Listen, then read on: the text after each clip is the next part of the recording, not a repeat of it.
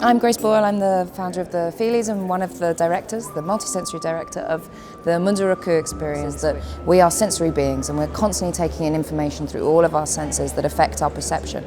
So as storytellers, if we're speaking only to people's eyes or to people's ears, there's still huge amounts of emotional communication and storytelling channels that we can access that make something more close to a real experience and a full perception. And we've worked with the Munduruku, an indigenous people of the Brazilian Amazon, to try and bring their story out and the struggle they have to try and preserve the forest that they live in and to fight some big dams. So you step into the multisensory pod behind me and you enter an amazing world of 360-degree video with binaural sound, 6 perfumes that we've created from the visit to the Amazon, wind, heat, humidity recorded in the Amazon, an infrasonic frequency track that plays out through your back at the same time, as well as the entire experience of your journey there.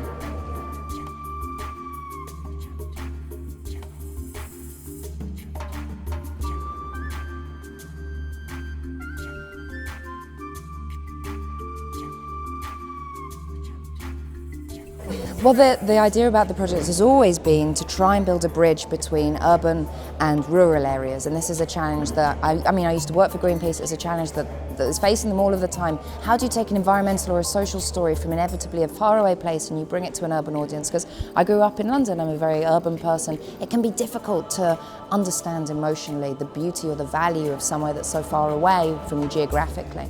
But I think if you go there, if you experience it with all your senses, you smell the richness of the earth and you feel the wind on your skin, you understand emotionally the beauty of that place. So our effort and our hope with this is to bring the beauty of this rural forest place in Brazil to other urban centers of Latin America.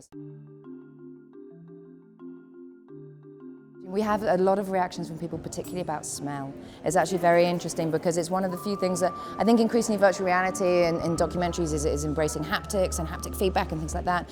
Smell is one of the last frontiers that is being crossed in that. There are some challenges, but it's also got such rich potential because for us, actually, our sense of smell is not filtered in our brain in a way that our other senses are. So it's so powerful for memory, it's so powerful for emotion, for giving people a sense of home, allowing them to connect emotionally and empathetically. And certainly one of the reactions that we've been getting from people is like, I recognise that smell, or that reminds me of my childhood when I used to eat the cassava or the manioc.